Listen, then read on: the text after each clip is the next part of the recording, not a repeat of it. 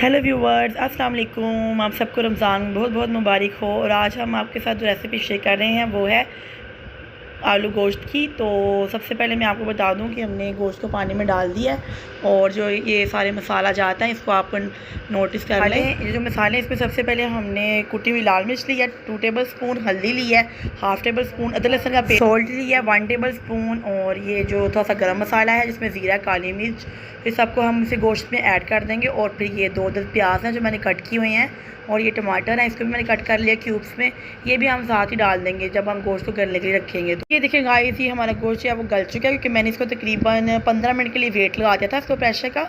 और अब मैं इसको भूनने लगी हूँ। इसके लिए हम इसमें 2 टेबल स्पून योगर्ट डालेंगे और इसकी हम भुनाई कर लेंगे अच्छे से।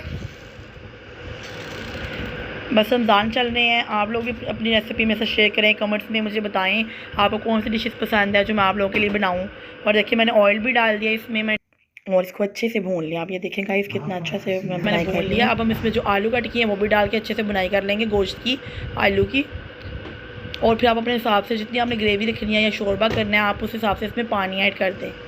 और देखिए मैंने इसमें ये पानी ऐड करने लगी अपने हिसाब से, आपने अपने हिसाब से करना है जितना आपको अच्छा लगे।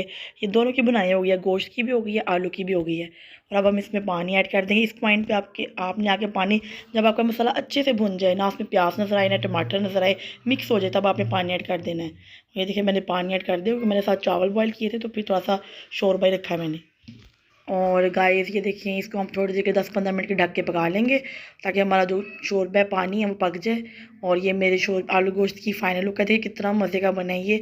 आपको भी पसंद आए तो आप भी मेरी रेसिपी को लाइक करें, शेयर करें, दोस्तों के साथ, फ्रेंड्स के साथ ट्राई करें। घर में इस सालन को बहुत अच्छा बनता है। अब हम इसमें थोड़ा सा धनिया ऐड कर देंगे ऊपर ताकि ये अच्छे से कलरफुल लगे, खुशबू भी धनिया की अच्छी आती है शोरबे में।